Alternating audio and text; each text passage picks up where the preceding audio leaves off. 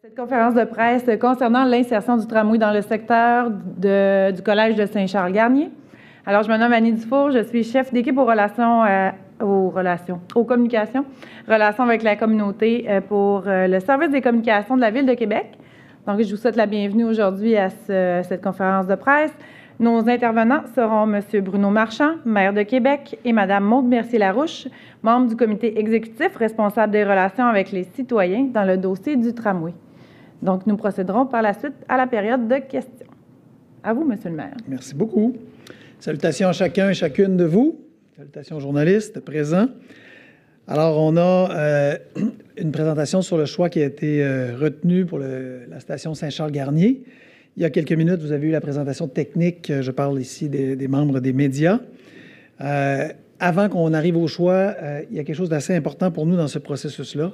C'est l'exercice citoyen qui s'est déroulé derrière le choix de cette station, qui pour nous, à la fois fait école parce qu'il a été d'une grande ampleur, mais aussi parle de ce qu'on veut faire pour la suite dans les choix qui nous restent à faire. Alors, on va s'adapter évidemment en fonction des différentes questions qui nous restent à bâtir autour du tramway, mais on veut que les citoyens soient partie prenante, et ça, c'en est un exemple. Juste pour vous donner une idée, quand on regarde la somme des participants, évidemment, ce ne sont pas des personnes, parce qu'il y a des gens qui ont pu participer 2 fois à différents ateliers, soit à la séance d'information et au questionnaire en ligne, mais c'est 2700 réponses, donc 2700 participations à un ou plusieurs des événements qui ont eu lieu dans le cadre de cette consultation-là, avec un taux de satisfaction des gens assez élevé, parce que les gens se sont sentis entendus, ont senti qu'on respectait évidemment leur intelligence, mais aussi leur choix, qu'on leur a donné la bonne information, et ça, pour nous, c'est très, très parlant parce que c'est ce qu'on souhaite. On souhaitait, on l'a donné dans les rencontres d'information, parler de la station Saint-Charles-Garnier avec évidemment des objectifs, celui évidemment du cheminement piéton sécuritaire, du maintien de la capacité routière, de la compensation de la canopée et de la question des quartiers apaisés, parce qu'on sait que c'est une préoccupation des citoyens, pas seulement dans ce quartier-là, mais entre autres dans ce quartier-là. Alors, on a mené ça, vous vous souvenez, en avril dernier, plusieurs d'entre vous y aviez participé, soit une ou des étapes. Maude a été de tous les combats dans cette consultation-là. Il a participé avec... Oui, tout à fait. Non, mais tu as été présente partout à ça, à chacune de ces étapes-là. Moi, j'ai participé à quelques-uns de ces événements-là aussi. Et c'est exactement comme ça qu'on conçoit la ville, c'est-à-dire d'avoir l'occasion, lorsque c'est possible, de donner la parole aux citoyens, de permettre les échanges, de permettre les débats, de permettre les remises en question. Et je pense que ça parle de façon intéressante de comment on veut agir avec nos citoyens. Alors, Maude, puisque tu es la responsable de l'interaction citoyenne dans ce dossier-là, je te laisse nous parler un peu là, de la suite et de ce qui s'est fait, mais aussi tantôt de la suite. Merci, Monsieur le maire. Donc, contente d'être avec vous aujourd'hui. On l'avait dit, on s'y était engagé de faire des consultations dans ce secteur-là et on vous révèle enfin aujourd'hui les résultats de l'insertion pour la station Saint-Charles-Garnier. Le maire l'a dit, puis je trouve ça important de le signifier à nouveau. L'exercice de consultation qui a été mené dans le secteur de Saint-Charles-Garnier, c'est un exercice sans précédent. Et c'était surtout sur un aspect extrêmement concret du projet, c'est-à-dire, évidemment, tout le type d'insertion à prioriser en fonction des préoccupations des citoyens. Et on se rappelle que cette consultation-là, pour ceux qui étaient avec nous au tout début, en avril dernier, au printemps dernier, elle avait été demandée par les citoyens parce que les citoyens étaient extrêmement préoccupés dans le secteur et pour différentes raisons. Comme M. le maire l'a mentionné, des fois, c'était parfois concernant, évidemment, la perspective remarquable du secteur, les arbres, d'autres, c'était pour la sécurité, des piétons, l'apaisement. Donc, voilà, c'est pour ça qu'on est allé voir les citoyens. La Ville a déployé un vaste effort. Ça s'était décliné de différentes façons. On avait débuté par une séance d'information le 6 avril dernier, où est-ce qu'il y avait eu 540 participants pour mettre les gens à niveau sur les particularités du tramway, informer les gens sur le tramway, c'est quoi dans le secteur, comment ça va se décliner. Et c'était en suivi de cela des ateliers de discussion et d'échange. Les 20 et 21 avril, on se souvient que la pandémie planait encore sur nous à cette époque-là. Il y avait eu un atelier qui s'était tenu en présentiel au Collège Saint-Charles-Garnier, un autre en virtuel, et on avait pu rejoindre 315 participants lors de ces ateliers-là. Évidemment, pour Saint-Charles-Garnier en présentiel, c'était limité, vu que les règles de santé publique nous l'imposaient à ce moment-là. Par la suite, un questionnaire en ligne s'était en suivi du 22 avril au 8 mai. Là encore, on avait fait un effort supplémentaire parce que souvent, les questionnaires en ligne, c'est seulement 1 semaine ou 2 semaines. On est allé plus loin que ça parce qu'on voulait qu'il y ait un maximum de gens qui puissent se prononcer à ce moment-là. Et on avait eu 1881 répondants. C'était presque, si je me souviens bien, du jamais vu avant à la Ville de Québec, ou la deuxième plus importante consultation en ligne qui avait été effectuée dans le passé.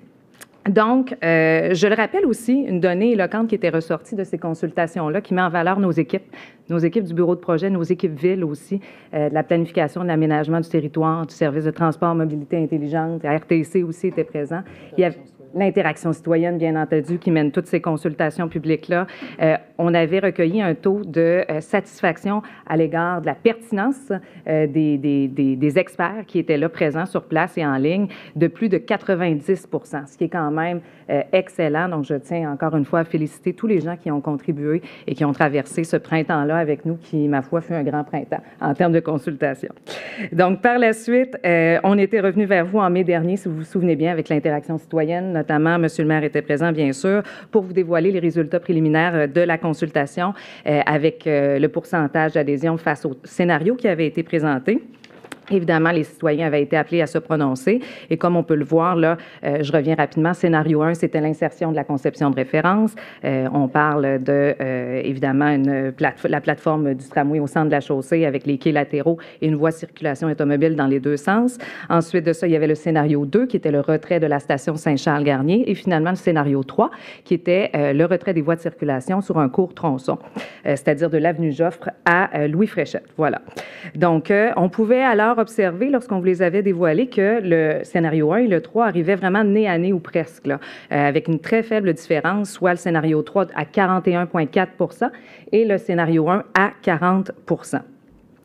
Rapidement, on avait écarté à ce moment-là le scénario 2 parce que les citoyens s'étaient prononcés. On avait dit qu'on les écouterait, qu'on les entendrait. Pour nous, c'était très important donc de le faire. Et puis, vous le voyez, le scénario 2 qui prévoyait le retrait de la station de Saint-Charles-Garnier avait été écarté parce qu'il avait seulement été préconisé par 18,7 % des gens. Et puis, je peux dire qu'on abondait dans le même sens. On a été heureux de constater que cette réponse-là citoyenne était celle-ci parce que le retrait de la station Saint-Charles-Garnier, elle creusait de près de 1 km, 880 mètres pour être plus précise, entre Hollande et Belvédère, finalement, si on l'avait retirée. Et c'est pas surprenant non plus, dans la mesure où le critère qui était le plus important, c'était l'importance, finalement, d'avoir accès au transport en commun de proximité dans le secteur de Saint-Charles-Garnier. Au cours des mois suivants, on a travaillé fort, les équipes ont travaillé fort. Vous en avez entendu parler plutôt en huis clos aujourd'hui. Donc, les études, les réflexions se sont poursuivies. Il y a un travail d'analyse qui est très rigoureux, qui est pointu, qui a été effectué pour tirer un maximum de conclusions des données récoltées lors des activités de participation publique, notamment en segmentant les répondants des utilisateurs du secteur, parce qu'il y a eu beaucoup de gens qui provenaient du secteur, évidemment, mais également des résidents. Donc, nos équipes, dans cet effort-là, de s'assurer de considérer tous les points de vue, ont travaillé d'arrache-pied pour déterminer justement autant d'un point de vue circulation, comme on le disait tout à l'heure, que des infrastructures, la fiabilité du tramway, tout ça, ou encore de la foresterie urbaine, étant donné que c'est une perspective remarquable dans le secteur, je le rappelle. Quelle était la meilleure option entre le scénario 1, finalement, et le scénario 2 pour la station Saint-Charles-Garnier? Donc, roulement de tambour pour la suite, pour dévoiler le tout. Je recède la parole à M. le maire. Dans les analyses qu'on a faites, évidemment, on avait la préoccupation des arbres. Cette préoccupation-là entraînait, dans le cas du scénario 1, une coupe d'arbres supérieure. On parle entre 10 et 15, dépendamment là, des analyses qui auraient dû se raffiner. On parlait dans le scénario 3 entre 10 et 15 arbres coupés et 32 dans le scénario 1. Évidemment, ça a été tenu en compte. Mais on a aussi tenu en compte la question du report du trafic, donc du report du trafic est-ouest dans les quartiers, les différents quartiers. D'autant plus qu'on a là ici un quartier qui a une particularité avec des écoles, avec des centres de services pas très loin, mais aussi avec une piste cyclable sur Père Marquette et avec une préoccupation citoyenne, et vous allez le voir dans la diapo suivante, qui était importante à cet égard-là. Donc, quand on regarde la consultation en ligne auquel faisait référence Maude, le tableau à gauche, c'est le 41-40 % dont on vous parlait. Quand on regarde le cercle à droite, le scénario privilégié par les participants aux ateliers, on se rend compte que le scénario 1 était privilégié beaucoup plus grandement par les gens présents aux ateliers.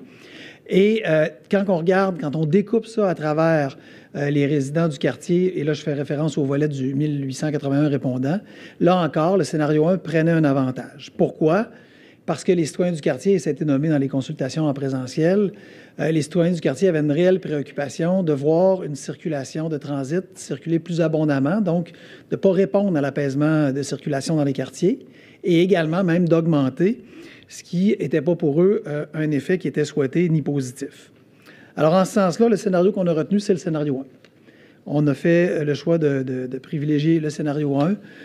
Oui, avec certaines, évidemment, il n'y a pas d'avantages sans inconvénients, avec les avantages sur l'apaisement du quartier, de maintenir une circulation assez fluide au niveau autoroutière. Ça aussi, c'est un avantage qu'on souhaitait garder. Mais apaiser les quartiers, ça en faisait partie. Avec le désavantage qu'il y a évidemment un peu plus d'arbres à couper. Cependant, il y a aussi plus d'arbres à replanter. De sorte que quand on regarde ce que sera le quartier, et vous le voyez à travers les deux définitions de vert, là, et les arbres un peu plus petits qui deviendront grands, des arbres qu'on va replanter, à partir des arbres qu'on aura coupés, on va se retrouver avec un nombre d'arbres de 50, ce qu'on n'a pas dans le scénario 3 et ce qu'on n'a pas actuellement. Donc, au final, on va avoir plus d'arbres parce qu'on est sur des terrains où il y a un haut potentiel pour pouvoir planter de nouveaux arbres, ce qui permet de dire que ce quartier-là, ce secteur-là, qui est un secteur remarquable, Maude l'a nommé, va se régénérer par la plantation d'un plus grand nombre d'arbres et va pouvoir continuer de garder ses qualités remarquables, notamment dans la durabilité et dans le temps. Alors évidemment, est-ce que c'est la première option si on avait eu uniquement une question d'arbres à réfléchir? La réponse est non. Cependant, on est capable de compenser largement et d'avoir une qualité de quartier qui sera vraiment intéressante, notamment au niveau de la canopée et au niveau de la captation des gaz à effet de serre. Alors, pardonnez-moi, on a voulu donner la priorité aux citoyens, entre autres du quartier, qui s'exprimaient. On a voulu privilégier l'accès au transport en commun. On a voulu s'assurer du cheminement à piétons sécuritaire, d'assurer une circulation routière, d'améliorer la qualité de vie, mais aussi, et ça on vous le rappelle, la fiabilité du système tramway, ce qui est important pour nous. En se rappelant, et c'est important, je ne sais pas si on va pouvoir le voir, Jean-Simon, mais les endroits comme Saint-Charles-Garnier où il y aura une circulation routière de ce type-là avec un espace basé avec station, et on le voit sur cette diapo-là, vous voyez, si vous vous reportez sur Joffre, là, la rue qui arrive en perpendiculaire sur votre droite, on voit que la circulation piétonne pour traverser la rue va être beaucoup plus facilitée et beaucoup plus sécuritaire, comme ça va être le cas dans beaucoup de nos traversées piétonnes sur René-Lévesque et ailleurs. Donc, le piéton, comparativement à maintenant, a beaucoup moins de chemin à franchir pour être dans un espace sécurisé. Présentement, il doit traverser René-Lévesque au complet, s'il le traverse du nord au sud ou du sud au nord, alors que maintenant, il va pouvoir accéder à la plateforme, ce qui donnera accès aussi à la station tramway. Il va pouvoir traverser cette plateforme-là lorsqu'elle sera sans tramway et il va avoir encore un secteur priorisé pour retraverser René-Lévesque, pour compléter sa traversée, mais avec des traversées beaucoup plus petites. Donc, notamment pour des enfants, notamment pour des personnes à mobilité réduite, notamment pour des gens qui ont besoin de plus de sécurité dans un axe routier quand même assez fréquenté, on va faciliter et on va diminuer les risques. Ça va être évidemment moins accidentogène. Alors, pour ces raisons-là, nous avons fait le choix du scénario 1.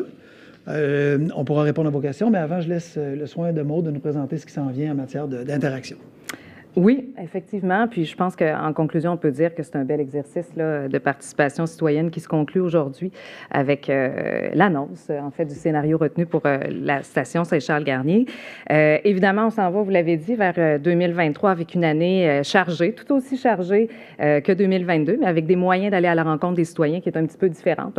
Oui, on était en 2022 beaucoup dans l'information. On a rencontré les gens, on a déboulonné les mythes. Là, on revient en 2023 avec des séances publiques avant les chantiers cet été pour informer comment ça va se décliner, les travaux, pour venir rassurer les citoyens, leur donner de la prévisibilité notamment.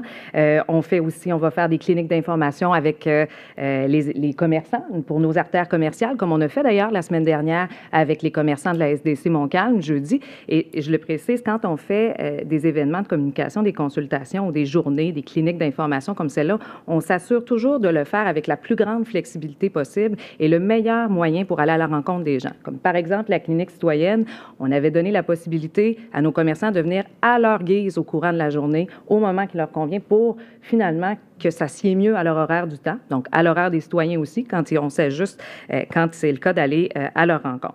On va faire des campagnes locales aussi par secteur à proximité du tracé. On va poursuivre la visite de nos grands employeurs. On a rencontré en 2022, plusieurs grands employeurs, Cégep Garneau, certains ministères, la RAMQ aussi. Hier, on a rencontré les 5 établissements du CHU. Donc, on sera au Salon Expo Habitat également. Donc, on a des belles rencontres de cumulées, mais il y en a beaucoup également à venir aussi. Et dans cette portion-là des grands employeurs, il ne faut pas oublier que c'est beaucoup de travailleurs du secteur qui se dirigent vers le centre-ville, vers l'axe tramway, en fait. Donc, évidemment, il faut qu'ils y voient le bénéfice. On leur explique comment ça va se décliner, comment ça va se connecter. Bien sûr, il y a le réseau de transition aussi tramway qui est à venir, le réseau de transition du RTC. La création de contenu exclusif sur la façon dont le tramway va améliorer toute la vitalité des quartiers qu'il va traverser, ainsi que l'offre de mobilité sur l'ensemble du territoire, bien entendu.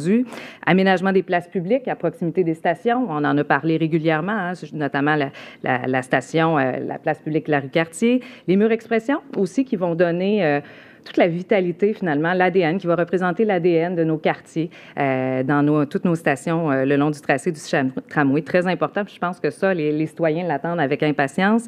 Mesures d'atténuation aussi liées aux travaux, tant pour les citoyens que les commerçants. Nos commerçants sont importants, nos citoyens le sont aussi, mais la place des commerçants, elle fait bien partie de la réflexion. Et finalement, toutes les meilleures solutions à déployer pour favoriser l'accessibilité aux lieux publics durant les chantiers. Et même la phase 2 du tramway, le temps venu. Donc, je pense que là, un vibrant exemple là, de l'engagement que nous avons pris d'aller consulter au maximum nos citoyens quand c'est possible de le faire, de leur donner écho, leur donner l'opportunité de se prononcer sur ce qu'ils veulent voir dans leur quartier, ce qu'ils rêvent dans leur quartier avec le tramway et pour l'avenir de la mobilité. Donc, on va continuer de le faire quand ce sera possible. Voilà. Merci. Merci à vous deux. J'invite maintenant les journalistes à se présenter au micro pour un premier tour de questions.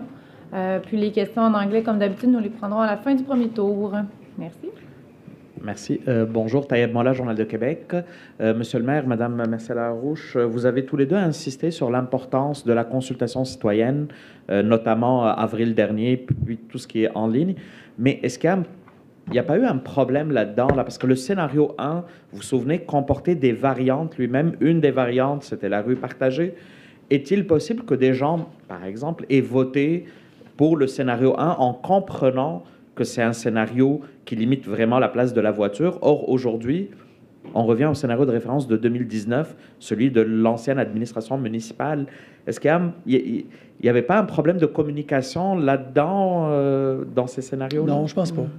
Je pense pas. Je vais juste préciser une chose. Quand vous dites on revient au scénario de l'ancienne administration, là, nous, ça ne fait pas partie de nos interrogations, de nos façons d'analyser. On regarde quel est le meilleur scénario au point, que ce soit celui de l'ancienne administration, de la nouvelle, d'une autre, d'une administration martienne, on s'en fout. Qu'est-ce qui est meilleur pour la ville? Non, mais c'est vrai. C'est important. Il y a des politiciens pour qui, si c'était dans l'ancienne administration, c'est pas bon, on tasse ça de côté. Le scénario de 2019, c'est pas notre cas. Oui, scénario de 2019. Mais je réagis à ça, pas juste par votre question, parce que je vous précise notre philosophie. Ça ne fait pas partie de nos réflexions. On n'écarte pas quelque chose parce que c'était une idée de l'ancienne administration ou pas. On écarte quelque chose, on choisit quelque chose en fonction de la pertinence et de la consultation qu'on fait. Le scénario 1, vous vous souvenez qu'on avait été très clair sur quel était le scénario 1. On avait dit qu'on pouvait envisager des scénarios alternatifs. Ça, c'est vrai qu'on l'avait dit. On l'a dit notamment en conférence de presse. Et c'est ce que le bureau de projet a fait. Mais, et c'est une des raisons pourquoi on a pris le temps pour vous présenter le choix qu'on fait, c'est que l'ensemble des scénarios alternatifs ont été évacués pour des raisons qui n'avaient pas de conformité, ne répondaient pas aux objectifs. Si on avait dû choisir un scénario alternatif, une de nos avenues possibles, ça aurait été de pouvoir retourner en consultation. Comme on ne l'a pas fait, on n'est pas retourné. Avez-vous politiquement eu peur de mécontenter les automobilistes? Non. En privilégiant là un scénario qui leur nuit, entre guillemets, le moins, parce que ça reste à 50 km/h. Il n'y a pas... c'est difficile aujourd'hui de vous accuser de guerre à l'automobile là, pour aujourd'hui, là, mais est-ce que vous avez politiquement choisi cette solution-là pour... Non. Ça n'a pas pesé? Non. Et c'est drôle, il y a un journaliste ce matin dans une entrevue pour une émission en fin de semaine qui me posait la question à quel point c'est important de s'inscrire en rupture face au changement climatique, notamment sur des questions de circulation routière. Puis ma réponse est la même. On n'a pas besoin de s'inscrire en rupture. On ne veut pas dire aux gens, on va faire la guerre à l'auto. On ne veut pas dire aux gens, ne prenez pas votre auto. On ne veut pas dire aux gens, c'est mal de prendre votre auto. Ce qu'on veut faire comme ville, c'est offrir des choix, c'est offrir des options qui fait que le citoyen peut décider. Alors oui, il y aura encore dans 10 ans, dans 15 ans, dans 20 ans, des gens qui se déplaceront en voiture. Il y aura des gens qui se déplaceront plus à vélo parce qu'on aura créé des conditions pour que ce soit plus facile. Il y aura des gens qui prendront le transport en commun qui ne le prennent pas aujourd'hui parce que ce sera facilitant, ce sera confortable, ce sera rapide, parce que ce sera écologique. C'est exactement la ville qu'on construit. On ne la construit pas en disant il y a un moyen de transport qui n'est pas bon. On la construit en disant aux gens on donne des choix, puis après ça, vous serez capable de faire vos choix. Présentement, ces choix-là n'existent pas et c'est pour ça qu'on les développe. Toute dernière précision que je n'ai pas très bien compris, dans la présentation technique, on parlait de possibilités de pavés qui seraient peut-être différents à cet endroit. Ou c'est quoi l'idée? Est-ce que c'est l'idée, c'est 50 km/h, mais essayer d'être à 30, là? Ou... Non, mais ça, vous savez, le bureau de projet bâtit un cadre de référence pour discuter avec les consortiums et pour évaluer, parce que à chaque fois que le consortium doit soumettre un prix, évidemment, il doit répondre à nos exigences, à notre cahier de référence pour dire est-ce que je réponds aux attentes de l'organisation. Alors, présentement, on fait ce travail-là et ça discute avec les consortiums. Après coup et pendant, parce qu'on va avoir, dans les prochaines semaines, on va vous revenir avec les questions de la circulation et de la sécurité routière, notamment autour des écoles, parce que ça nous préoccupe et on va avoir un plan à vous soumettre. Il est possible que, dans les prochaines années, il est possible qu'une fois le tramway installé, selon ce qu'on va constater, qu'on ajoute des mesures, qu'on diminue la vitesse. Ce n'est pas nécessairement une option qu'on envisage présentement, mais c'est possible. C'est possible techniquement qu'on peinture la chaussée. C'est possible qu'on utilise des façons d'atténuer si le trafic était trop rapide et que c'était accidentogène ou que ça posait problème. Présentement, on pense qu'avec ce qu'on a là, ça va être facile de traverser la rue, ça va être sécuritaire, il va y avoir une fluidité automobile. On pense qu'on a le meilleur des mondes, mais comme le fait notre équipe, on va s'adapter continuellement. Même une fois que le tramway sera déjà construit, on va regarder ce qu'il y en est, puis on va apprendre et on va corriger si nécessaire, mais on part avec comme base qu'on a ce qu'il faut présentement. Bonjour à vous deux. Bonjour. Mathieu Boivin, de nouveau. Vous avez vous-même noté qu'il y avait quand même une bonne différence entre les résultats au sondage en ligne global par rapport aux gens de proximité. Oui. À ces gens-là qui préféraient le scénario 3, celui qui faisait passer les voitures complètement ailleurs, est-ce que vous les comprendriez d'avoir l'impression que c'est les autos qui ont gagné au profit des arbres? Bien, en fait, je veux pas leur mettre des mots dans la bouche, mais c'est pas ça. C'est pas les autos qui ont gagné au profit des arbres. On bâtit une ville pour s'assurer que tout le monde y trouve son compte, notamment les gens des quartiers. Alors, quand je vous disais tantôt, et Maud en a parlé, il y a beaucoup de gens dans les quartiers qui sont préoccupés, si on ferme René Lévesque, que cette circulation-là vienne, parce qu'il y a des points d'intérêt, là, notamment des écoles, viennent dans leur quartier et que ça augmente la circulation et ça augmente le risque. Alors, on n'est pas juste sur les questions reliées aux arbres, on n'est pas juste sur les questions de l'auto à gagner, pas du tout. On est sur des questions, comment on fait pour créer une vie de quartier intéressante, apaisée, et ça en faisait partie. Deuxième question, justement, ce qu'on voit à l'écran s'afficher, la séquence d'information des citoyens, ça revient régulièrement, ça, que ce soit du côté des partis d'opposition ou même des représentants des citoyens, on se trouve relativement mal informés. Est-ce que ça vient répondre à la faible adhésion au projet qui peut découler du fait que les gens se sentent tout simplement laissés dans le noir? Bien, écoutez, moi, ce que je peux vous dire là-dessus, mal informé, l'an dernier, si on regarde tout ce qui s'est fait en termes de communication, je pense qu'on a ouvert les machines à plein, là. Notre bilan, on l'a fait. Nous, on a fait nos devoirs à l'interne pour voir ce qui avait été déployé. Il y a eu 122 rencontres de bon voisinage, d'activités de bon voisinage qui ont été effectuées. Là-dedans, on a rejoint 4500 personnes, si je me souviens bien, approximativement. Il y a eu des sorties en banlieue, entre autres, qui ont été faites à Beauport, puis à Loretteville aussi également. Il y a une série d'activités de presse qui ont été faites, des multiples communiqués. On a eu également la tournée des employeurs, comme je vous ai parlé tout à l'heure. On a fait également le kiosque du tramway, le kiosque mobile du tramway, qui a eu un été très, très important. Il s'est déployé dans les 4 coins de la ville, même dans les villes de l'agglomération aussi. On a rejoint des gens de ce côté-là. On a fait un dépliant aussi sur le tramway. Donc, je pense que nos efforts d'information, ils ont été là. Maintenant, nous, on met à disposition l'information auprès des citoyens. On leur fait confiance lorsqu'il y a intérêt d'aller chercher l'information où est-ce qu'elle est, de venir nous rencontrer, parce que nous, c'est notre souhait. Notre souhait, c'est de faire en sorte d'aller à la rencontre des gens, de les entendre, de les écouter, de bonifier le projet quand c'est possible de le faire avec leur contribution, évidemment, puis de faire en sorte de bâtir un projet qui leur ressemble. Puis je voudrais renchérir sur ce que le maire disait tout à l'heure. je pense qu'on est rendu à penser autrement qu'être dans l'opposition avec, on oppose les automobilistes quand on se prononce sur quelque chose, avec les piétons, avec les cyclistes. Est-ce qu'on peut penser finalement à bâtir une ville qui soit propice en termes de mobilité pour tous ces clientèles-là finalement, tant ceux qui prennent le transport collectif, tant celles qui vont choisir de garder leur automobile, puis c'est bien correct aussi comme ça, mais au-delà de ça, pour les gens, une accessibilité universelle aussi qui vont se promener, on leur parle à ces gens-là à travers le projet du tramway, à travers toutes les cliniques qu'on fait d'information. Tramway, n'oublions pas, là, en principe d'accessibilité universelle, ça va être partout sur toutes les stations du tramway. Donc, bref, est-ce qu'on s'arrête là, par exemple, en termes de communication? Non, parce qu'on reconnaît qu'encore aujourd'hui, il y a des mythes qui ne sont pas encore déboulonnés. Il y a des gens qu'on entend qui nous disent « Est-ce que ça roule, un tramway en hiver? » Donc, il faut être meilleur. Il faut encore en faire plus. On va continuer de le faire. Les équipes sont à pied d'œuvre. Puis 2023, comme je l'ai dit tout à l'heure, ça va être une année aussi où est-ce qu'on va poursuivre la communication. Est-ce que ça vous agace de voir que le niveau d'appui du tramway reste quand même relativement faible? Est-ce que ça m'agace? Bien, je vous dirais que ce n'est pas une surprise, hein, parce que quand on regarde ce qui se passe ailleurs dans le monde sur des grands projets d'infrastructures similaires, ils nous l'ont dit, hein, Monsieur le maire et à moi, mon Dieu, vous avez un taux d'appui de 42 %. Voyons, c'est extraordinaire. Jamais on n'aurait pu penser avoir ça à Bordeaux lorsqu'il était question de parler de la première phase du tramway. Donc, on est déjà au-delà des expectations, finalement, je m'excuse, c'est un anglicisme, mais des attentes, pardonnez-moi. Donc, des attentes... Oui, c'est ça. Mais... bref, on va déjà au-delà. Maintenant, ce n'est pas une donnée qui oriente nos actions. Il faut savoir que les sondages qu'on fait, on le fait, on s'est engagé à le faire, puis on a le pouls de la population, mais au-delà de ça, l'acceptabilité sociale, là, ce n'est pas par sondage, c'est un processus. On n'est pas arrivé au bout de notre processus, on va le continuer. Puis nous, on considère que pour la communication, il y a toujours matière à en ajouter, à faire mieux, à faire plus, puis à venir mieux répondre aux gens. Puis c'est pour ça qu'on ouvre nos oreilles puis nos œillères, puis qu'on s'éveille sur ce que le citoyen nous dit à travers toutes ces consultations-là. Merci. Merci. Bonjour à vous deux. Ce ne serait pas farfelu de penser que, compte tenu de la mobilisation, la vitesse dans le coin du collège Saint-Charles-Garnier soit réduite éventuellement à 30 km/h. La sécurité près des écoles, ça semble être un enjeu très important qui va nous occuper dans les prochaines années.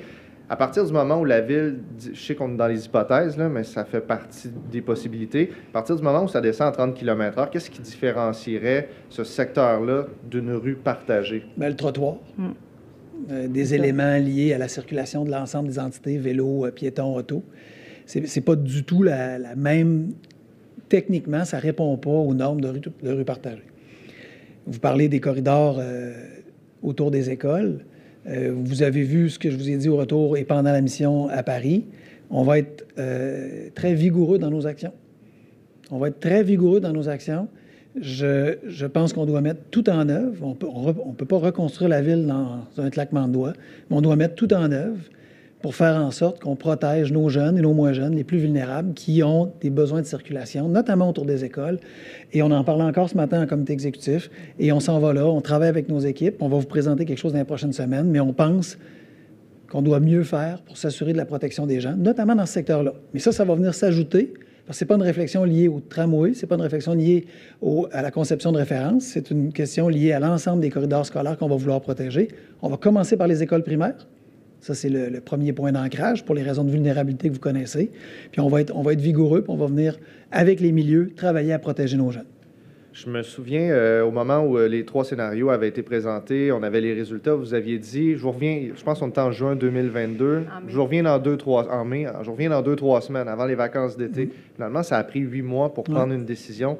Qu'est-ce qui a été si difficile? C'est une bonne question. C'est pas pour prendre la décision. C'est que la décision, une fois qu'on a eu l'ensemble des données, elle n'était pas dure à prendre. Mais on a posé des questions au bureau de projet. Le bureau de projet est retourné dans des réflexions. La foresterie du bureau de projet pour voir le nombre d'arbres, quel effet ça avait, combien on en replantait, dépendamment des scénarios alternatifs qu'on leur a demandé d'envisager. Ça ne se fait pas dans un claquement de doigts. Là. Quand on dit, si on enlève une rue sur 2, si on enlève... Il y a tout un travail qui se fait, notamment avec nos équipes de la Ville, sur la circulation routière. Il faut remettre ça dans un grand boulier puis faire en sorte d'avoir les bonnes données pour avoir le bon résultat, pour avoir les bonnes estimations. Compte tenu du fait qu'on avait du temps devant nous, si on avait eu à déposer une décision pour le travail à faire avec les consortiums en septembre, on aurait pris la décision en septembre. Mais compte tenu du fait qu'on avait du temps devant nous et qu'on avait ce temps-là pour continuer de peaufiner notre travail, on s'est permis de le faire. Et on vous annonce cette décision-là aujourd'hui, mais elle n'a pas eu de conséquences, elle n'a pas impliqué de retard dans notre travail. Elle a fait travailler nos gens un peu plus, évidemment, mais c'est correct, on est là pour ça. Merci. Bonjour à vous deux. Bonjour. Peut-être, Monsieur le maire, plus particulièrement, on se souvient l'an dernier du bras de fer qui vous a opposé au gouvernement de la CAQ quand vous avez annoncé la rue partagée à la hauteur de Cartier. Vous m'annoncez pas mon futur, là? Non, je ne vous annonce rien du tout. Mais je vous demande, par contre, si on vous a fait sentir à la CAQ que ce n'était pas une bonne idée de répéter ça à Saint-Charles-Garnier. Zéro. Aucune pression. Zéro, aucune. Je vous jure, là, aucune pression, ni d'aucun ministre, ni du bureau du premier ministre, zéro pression. On ne nous a pas parlé de ça. Et quand on vous dit que c'est le projet de la Ville, on nous a laissé totalement libre. On travaille avec le ministère des Transports, on travaille avec la SQI dans notre comité de réalisation. Mais à moins que ça soit venu à Dan puis que ça ne soit pas venu à mes oreilles, mais il me l'aurait dit, on a eu zéro pression. Ils nous ont laissé complètement autonomes là-dedans. C'est un choix Ville et évidemment, j'inclus là-dedans le bureau de projet. J'ai eu des explications techniques tantôt, mais j'aimerais vous entendre nous expliquer peut-être de façon plus resserrée là, pourquoi la rue partagée à la hauteur de Saint-Charles-Garnier, ça ne pouvait pas être répété tel qu'on la voit près de Cartier. Bien, pour des questions de circulation routière, pour des questions d'effet sur les quartiers avoisinants, d'augmentation du trafic dans les quartiers à proximité, parce que les citoyens qui vivent dans ces quartiers-là avaient des craintes et on les comprenait, on a pu évaluer leurs craintes. On a priorisé l'écoute des citoyens qui vivent dans ces quartiers-là. Alors, 2 ralentissements, disons, sur 2 km ou à peu près, 20 km, 50, 20 km à nouveau, c'est ça qui ne faisait pas sens? Bien, entre autres, mais c'est aussi, c'est pas juste, là, vous le voyez, quand vous l'expliquez, vous le voyez est-ouest ou ouest-est, parce que c'est vrai qu'il y a des gens qui partent de l'ouest, de l'Université ou de Sainte-Foy pour s'en venir vers la colline parlementaire. L'enjeu qu'on a ici, c'est parce qu'il y a des pôles d'intérêt. Alors, à la fois des grandes entreprises, Industrielle Alliance et d'autres entreprises, mais aussi des écoles, qui font en sorte que les gens ne peuvent pas dire « je vais prendre uniquement Boulevard Laurier ou Chemin Sainte-Foy », je dois quand même me diriger vers ce secteur-là. Et là, les gens dans les quartiers avaient une crainte que parce qu'ils doivent amener leurs enfants à l'école, parce qu'ils doivent venir dans des pôles de travail, que cette circulation-là se répercute dans les quartiers. On ne peut pas juste garder Boulevard Laurier pour se retrouver au Collège Saint-Charles-Garnier. Il faut nécessairement rentrer dans les quartiers. Et ça, on a voulu tenir compte de ça. On a voulu tenir compte des citoyens qui étaient préoccupés par ça. En terminant, là, pour ma part, vous ne touchez pas donc à la limite de vitesse près du collège, mais vous envoyez toutes sortes de signaux pour que les gens ralentissent. Oui. Peut-être avec la pose de pavé uni, du marquage, de la plateforme surélevée. Oui, bien, la plateforme surélevée, ça c'est sûr que ça va arriver. Oui. Mais bref, on voit toutes sortes de possibilités. Oui. On a l'impression que vous n'êtes pas allé à la pancarte de vitesse pour éviter la levée de bouclier. Non. Non, c'est vraiment pas ça. C'est parce qu'on ne veut pas travailler, on ne veut pas envoyer le signal ici qu'on va faire quelque chose de particulier sur la question de la sécurité routière là, pendant qu'ailleurs en ville, il y a aussi des enjeux. Vous avez vu l'école des berges cette semaine. Alors, on travaille avec nos équipes. On va avoir un plan déposé qui va concerner des écoles. On va vous dire à quelle vitesse on va pouvoir le mettre en place. Le but, c'est de travailler pas juste à un endroit. Fait que cette question-là, c'est pas qu'on n'a pas voulu la faire maintenant, c'est qu'on a voulu la suspendre pour l'aborder dans un contexte beaucoup plus global que la question du tramway dans ce secteur-là. C'est clair pour moi, merci. Mais reste qu'on vous pose toute la même question, parce qu'on a tous l'impression que naturellement, les gens vont ralentir. Bien, oui, parce que, et ça, M. Desrivières pourrait prendre le micro pour le confirmer, c'est que plus on est capable de restreindre un certain espace, la vision constructive du conducteur fait en sorte qu'il va ralentir. Et dans ce cas-ci, puis vous l'avez vu sur la diapo qu'on présentait tantôt, il y a un gonflement. Donc, les gens vont devoir un peu pas se diriger en ligne droite. On sait que c'est des mesures qui atténuent la circulation. On n'est pas en train d'atténuer la circulation en disant on va mettre 50, les gens vont rouler à 15, ils n'auront pas le choix. On est en train de dire si c'est 50, c'est 50. Ça va être beaucoup plus complexe de rouler à 70, de rouler à 80, de rouler à 90. Au-delà même des restrictions policières qui peuvent être mises en place, on sait que ça a un effet pour diminuer, pour apaiser et faire respecter les vitesses maximales. On ne voit pas sur votre dessin les cyclistes, parce qu'on a comme l'impression que ça commence à être serré pour rajouter du monde dans votre scénario. Est-ce que c'est parce que vous... On les aime pas, les cyclistes. Ben voilà. Vous êtes un faux porte-parole. Le chat sort du sac. Voilà. Mais est-ce que c'est parce que vous tenez pour acquis que les gens vont continuer à utiliser par marquette? Est-ce que vous avez l'impression que ce dossier-là est réglé ou vous souhaitez quand même que les vélos, ou vous pensez qu'il y a de la place pour les vélos dans ce Bien, il y aura peut-être de la place pour les vélos, dans le sens qu'une chaussée comme ça peut être utilisée par des cyclistes. Mais on travaille sur d'autres projets pour développer nos corridors. On vous a déjà parlé des premiers corridors qu'on met en place. Il y aura ultimement un corridor Est-Ouest. C'est ce qu'on est en train de travailler. Est-ce que c'est par market? Est-ce que c'est d'autres corridors? Là, on va vous présenter ça dans les prochains mois. Mais on comprend que il y a un nécessaire espace à trouver ou à bonifier pour les cyclistes dans le corridor Est-Ouest. Maintenant, avant de vous dire où il sera, il ne sera pas sur René Lévesque, mais avant de vous dire où il sera, on va regarder, on va compléter le travail, puis on va vous présenter ça. On pense que ça fait partie de la mobilité, c'est-à-dire c'est offrir à ceux qui veulent le faire en vélo un lieu confortable, sécuritaire, un lieu apaisé. Ceux qui ont besoin de le faire en auto, il y a de l'espace et le transport collectif sera aussi mis de l'avant. Est-ce que le scénario que vous retenez, c'est celui où il faut couper le plus d'arbres? 32, oui, au lieu entre 10 et 15. Oui. Donc, vous persistez à les couper. Vous avez un jugement de la Cour qui dit que c'est correct, ce projet-là. Et bon, est-ce que vous avez l'impression que les gens sont passés à autre chose, puis qu'il y a une espèce de fatalité qui s'est installée à savoir qu'on va les couper, ces arbres-là? Il n'y a personne, ni à la Ville, ni dans le bureau de projet, ni notre expert en foresterie qui est content de couper un seul arbre à Québec. Il n'y a personne là, qui fait hey, « ça me tente un matin, là, je vais partir ma chainsaw, je vais couper un arbre ». Il n'y a personne. On veut tous les garder et le travail qui est fait minutieusement, rigoureusement, c'est de les sauver un par un. On sait qu'il va y en avoir un nombre de coupés. Ce n'est pas notre volonté. On sait que de ce nombre-là, il y en a à peu près la moitié qui sont des arbres matures. On vous a fait la démonstration avec les ormes, avec les frênes, avec les arbres à plus petit gabarit. Les 750, on verra le nombre au final qui resteront, qui sont des grands arbres qu'on devra remplacer dans un cadre de... tous les arbres, on les remplace par un 20 pour 1. Là. On le fait parce qu'on n'a pas le choix. Mais on le fait parce que ça a aussi des conséquences positives. On ne peut pas avoir de tramway si on ne met pas de la place. Puis là, on ne parle pas juste de ces arbres-là, on parle de d'autres arbres sur le parcours. Si on ne met pas de la place pour que le tramway circule.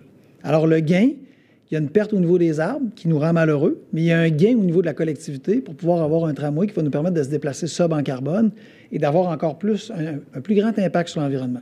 Je pense que les gens comprennent qu'à chaque fois qu'on coupe un arbre, c'est pas ça qu'on veut, mais qu'on va avoir encore à couper des arbres parce qu'on n'a pas le choix. Puis on va en replanter, puis on va créer une ville très verte, malgré le fait qu'on va en couper. On est sérieux, on est consciencieux là-dessus. Mais si on se disait aujourd'hui, on coupe un arbre, bien, ça veut dire qu'on ne développe plus la ville, ça veut dire qu'on n'a plus de transport collectif de cette nature-là. Puis c'est pas juste le tramway, là. Ça se peut qu'ultimement, on coupe des arbres pour une piste cyclable. Quand on fait le calcul des coûts-bénéfices, quand les bénéfices dépassent les coûts, bien, malheureusement, on coupe l'arbre, on en replante ailleurs pour assurer la canopée. OK, merci. Bonjour. Si les collègues vont terminer sur le tramway, j'irai peut-être ailleurs sur un autre sujet. Le troisième lien maintenant. Non, est-ce que tout le monde, excuse-moi, est-ce que tout le monde avait posé ses questions sur le sujet du jour, donc l'insertion du tramway dans le secteur de Saint-Charles-Garnier? J'en comprends. Allons-y. J'aimerais ça vous entendre sur un projet pilote qui a été annoncé hier à Montréal concernant les parcomètres. Avec le changement de système de parcomètres qu'il va y avoir ici à Québec l'automne prochain, ce système-là à Québec va fonctionner davantage sous forme de zones. À Montréal, on a annoncé hier qu'à partir d'avril, on essaierait un projet pilote pour augmenter les coûts du parcomètre dans certains secteurs qui sont plus achalandés. Est-ce que c'est quelque chose qui pourrait être étudié ici à Québec? Pour l'instant, on n'est pas là. Pour l'instant, ce qu'on est, c'est à trouver un fournisseur pour toute la question du stationnement. On vous en avait parlé, là, pour les obligations que nous avons de renouveler notre technologie. Ce qu'on vous a mis dans le budget, c'est les réflexions que nous avons faites jusqu'à maintenant. On ne fait pas d'autres réflexions pour l'instant. On va de l'avant, on va implanter ce nouveau système-là quand il sera choisi, puis on va vous informer de comment il fonctionne, dépendamment de la technologie qui sera choisie. Et concernant le projet de parc aquatique à Charlesbourg, on en est où dans le dossier, là, parce que ça semble être au point mort présentement? Bien, d'abord, la question aquatique, dans Charlesbourg, il y a eu des développements de beaucoup d'infrastructures. Le complexe aquatique, ce n'est pas la seule entité, ce n'est pas la seule infrastructure qui permettait aux gens de Charlesbourg et des environs de pouvoir bénéficier d'activités aquatiques. On a bonifié des piscines, on a réparé, on a corrigé, on a amélioré, on a mis des pataugeoires, on a développé beaucoup d'éléments qui étaient déjà dans le plan. Sur la question du complexe aquatique, il n'est pas au point mort au sens où il n'est pas repoussé au calendrier grec. La Ville étudie différentes opportunités pour voir avec des partenaires, pour voir avec des écoles, pour voir avec des partenaires du monde communautaire, pour voir avec différents partenaires qu'est-ce qu'on peut construire, c'est quoi les besoins des citoyens, c'est quoi les besoins des différents partenaires et où on peut le construire. Alors, notre plan, c'est toujours d'en avoir un. Maintenant, c'est une piscine de 50 mètres ou de 25 mètres, c'est plusieurs piscines, c'est une piscine, c'est d'autres infrastructures concomitantes, c'est des activités liées avec une école. Tout ça, on est en train de l'évaluer pour avoir le bon projet qui répond aux bons besoins dans ce secteur-là. Puis, je pourrais vous donner une autre partie de réponse. Il est question qu'on discute avec les villes du Nord, qui n'ont pas non plus de complexe aquatique. Alors, est-ce que autres, on peut répondre à des besoins en construisant un complexe aquatique dans le secteur de Charlesbourg, dans le nord de Charlesbourg? Pourquoi pas? Alors, on va attendre de voir avec eux quels sont leurs besoins, quels sont leurs projets. Si on construit quelque chose avec eux pour lequel ils nous aident financièrement, ça peut peut-être permettre de développer un autre type de projet. C'est toutes ces discussions-là qu'on fait qui vont mieux nous orienter pour construire la bonne chose. Bonjour, Monsieur le maire. Question, en fait, sur le tramway. Étienne Grandmont s'est exprimé vendredi dernier de Québec solidaire sur la possibilité de faire un tramway sans budget, en fait, sans limite budgétaire. Pour lui, ce n'est pas tout un détail, en fait. Est-ce que vous partagez cette opinion? Non. Je vous l'ai toujours dit, ce n'est pas un tramway coûte que coûte. Alors, c'est pour ça, si c'était un tramway coûte que coûte, on aurait signé la proposition du soumissionnaire matériel roulant, puis on aurait dit c'est bon, on avance. Nos négociateurs, notamment les gens du bureau de projet, travaillent d'arrache-pied, puis font, je vais le dire en langage populaire, là, font suer adéquatement celui avec qui on négocie, parce que c'est pas un tramway coûte que coûte. Alors, on travaille à avoir le meilleur prix dans le contexte. Oui, le contexte nous influence. Oui, il va y avoir des hausses de coûts. Il y a un contexte qu'on ne contrôle pas, que personne n'avait vu venir, mais il n'est pas question que ce soit coûte que coûte. On travaille à diminuer la facture à chaque jour, à chaque séance de négociation. Donc, quand Étienne Grandmont dit qu'il souhaite un budget illimité pour le tramway, ça nuit à vous? Ça vous nuit à votre projet? Non, je ne dirais pas ça. Il énonce sa préoccupation, il énonce ce qui est important pour lui. Pour lui, la question de la mobilité est importante. Il a le droit de penser ça. Je vous donne, moi, mon opinion, mais je ne pense pas que ça nuit au projet. Parce que quand on parle d'acceptabilité sociale, quand on fait monter la facture d'1 ou 2 milliards, le taux d'acceptation diminue et de beaucoup, là. Oui, mais comment faire autrement, là? Et vous voulez vous acheter un vélo, et vous mettez un budget de 2 000, je vous dis, si je veux un vélo à 3 000, as-tu des chances de vous l'acheter? Vous allez dire, pas nécessairement, ça dépend quel vélo. Et présentement, quand on demande aux citoyens, est-ce qu'il va coûter, combien il devrait coûter de plus? Il faut attendre de voir. Il faut attendre de voir qu'est-ce qui est proposé, il faut attendre de voir c'est quoi l'offre qui nous est faite et pourquoi elle est faite ainsi. Il faut pouvoir l'expliquer. Alors, n'importe quel citoyen, présentement, ne va pas dire, oui, ça ne me dérange pas que ça coûte 2 milliards de plus, 3 milliards de plus, 4 milliards. C'est une réflexion logique, rigoureuse, c'est une attitude sage. Maintenant, quand on va avoir les réponses qu'on n'a pas, quand on va avoir la fin des négociations avec le matériel roulant, on va vous informer. Quand on va avoir l'état d'avancement avec l'infra, on va vous informer aussi. Les gens vont pouvoir mesurer quelle est la valeur de ce qu'on reçoit pour le prix qu'on va payer. Et ce moment-là, il n'est pas, pas connu, hein? Non, mais il n'est pas connu. Il n'est pas connu. Pourquoi? Parce qu'on n'en a pas au sens où, si je vous dis, on vous annonce ça 15 février. Alors, vous êtes celui qui négocie avec nous. Qu'est-ce que vous faites? Bien, vous avez le temps à votre côté, vous attendez. Bien, nous, ce qu'on s'est dit, c'est que le temps est de notre côté. Fait qu'on va vous communiquer quand on va avoir réussi nos objectifs, quand on va avoir fini la négociation. On travaille pour que ce soit le plus rapidement possible, mais c'est pas vrai que la contrainte de temps va nous faire signer n'importe quoi. Je me permets une dernière question. Sur la taxe sur l'essence, il y a une rumeur qui court à Québec que vous êtes en préparation pour une taxe un peu comme à Montréal. Ah, il y a beaucoup de rumeurs qui courent à Québec. Moi, je vous ai souvent entendu dire le contraire, donc je voulais peut-être vous entendre dire le contraire à nouveau ou peut-être le contraire du contraire. Il n'y a pas de taxe on ne travaille pas sur une taxe sur l'essence. Je me souviens, c'est une question qui m'avait été posée par un d'entre vous en campagne. Je vous ai répondu ça l'an passé. On ne l'a pas mis au budget cette année. En 2023, il n'y a pas de taxe sur l'essence sur laquelle on travaille. Merci. Précision, vous avez dit que le temps joue un peu pour la ville là-dedans, mais il y a quand même au moins une échéance connue, celle du 31 mars. Est-ce qu'il est vraisemblable de penser que toutes ces discussions, puis tout ça, sera forcément fini 31 mars avec les budgets fédéraux, évidemment, ou ça peut aller même au-delà? On le souhaite, mais le temps est de notre côté. Alors, c'est pas vrai qu'on va nous asservir avec cette idée que parce qu'on a une échéance, on peut jouer le temps, on peut jouer l'horloge. Donc, le temps est du côté de la ville, même si le temps va au-delà du 31 mars? Bien, ça pourrait. C'est pas ça notre souhait, mais ça pourrait. Okay. C'est difficile à concilier, par exemple? Bien, c'est difficile à concilier. Vous verrez en temps et lieu comment ça se concilie, mais ça ne posera pas problème pour aller chercher les fonds fédéraux. OK. Vous avez une info comme quoi ils vont extensionner leur délai du 31 mars? Non, pas du tout. On va être capable de déposer, le gouvernement du Québec, qui est celui qui négocie avec le fédéral, va être capable de déposer et d'obtenir les fonds fédéraux. D'ailleurs, M. Trudeau et M. Legault l'ont déjà annoncé. Ça va très bien dans ce sens-là. Hâte de voir. Merci. Je comprends que vous êtes sceptique, mais on vous en fera la démonstration. Merci tout le monde. Bonne journée.